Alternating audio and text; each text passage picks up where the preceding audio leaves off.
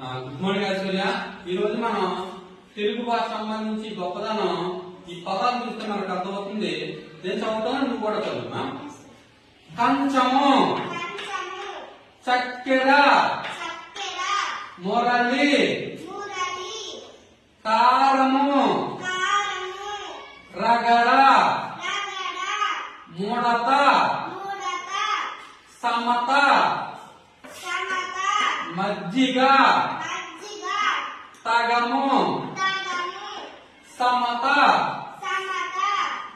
మరల, తలపు, ధనము,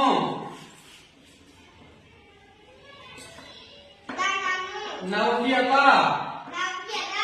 ముతక, కోవెల, వెన్నెల, లలన. ఈ విధంగా పదాలు మన తెలుగు భాష గొప్పదనం. ఇలాగా కంచము అని చెప్పేప్పటికి ఇదే విధంగా ఈ లైన్ కూడా కంచము. ఆ విధంగా మన తెలుగు భాష ఆ విధంగా మనం అనుకుంటున్నాం. అందుకే మన తెలుగు భాష అంటే మనందరూ కూడా గర్వకారణం. ఓకే.